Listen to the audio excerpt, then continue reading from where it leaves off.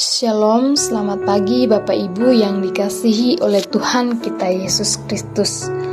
Renungan pagi Selasa 24 Januari 2023 terambil dalam Keluaran 11 ayat 1-10 dengan tema pengharapan di dalam Tuhan. Setiap orang pasti menginginkan dan merindukan untuk memiliki masa depan yang baik dalam hidupnya.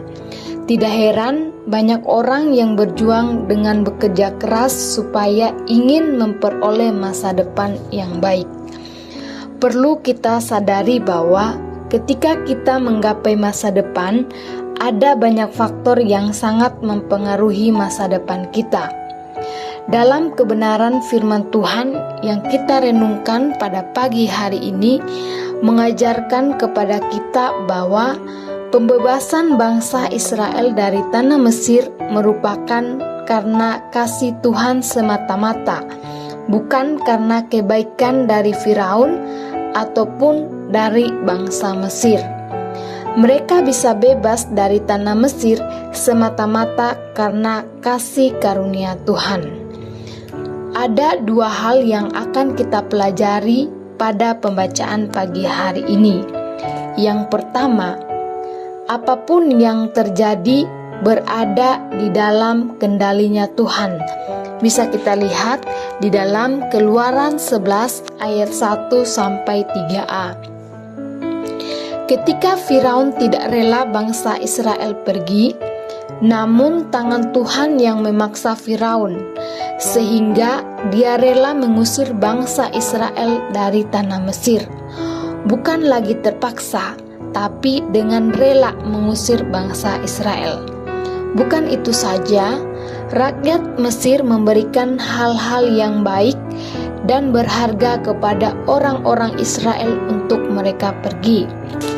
Dari hal ini kita dapat melihat bahwa sifatnya melampaui akal budi kita.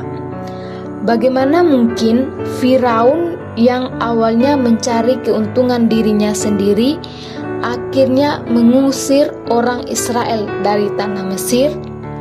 Itulah cara Tuhan bekerja melampaui akal budi kita. Sesungguhnya apapun yang terjadi berada di dalam kendalinya Tuhan. Bukan di tangan Firaun, bukan di tangan Mesir, bukan di tangan penguasa, tetapi ada di dalam tangan Tuhan yang sudah membebaskan bangsa Israel dari tanah Mesir. Begitu juga dengan hidup kita. Apa yang kita alami seringkali tidak pernah kita mengerti. Kita berpikir hidup kita bergantung kepada orang lain. Namun, perlu kita sadari bahwa sesungguhnya hidup kita tergantung dari Tuhan, karena Dia yang memegang kendali. Jika Dia memberikan, tidak ada seorang pun yang bisa menahan. Hal yang kedua, masa depan kita berada di tangan Tuhan. Ayat 4 sampai ayatnya yang ke-6. Ketika Tuhan menulahi orang Mesir, seluruh anak-anak sulung dari budak perempuan maupun ternak sulung yang berada di kandang mereka semuanya binasa. Firaun berpikir dia sanggup menahan bangsa Israel supaya dia tetap beruntung dan Mesir masih memiliki masa depan. Perlu kita ingat bahwa masa depan bangsa Israel bukan bergantung kepada Firaun, melainkan masa depan Mesir bergantung kepada Tuhan. Bapak, Ibu, saudara-saudari, mari kita percaya dan meyakini bahwa masa depan kita ada di dalam tangan Tuhan. Kita perlu bersandar sepenuhnya kepada Tuhan, karena yang menyediakan masa depan kita adalah Tuhan.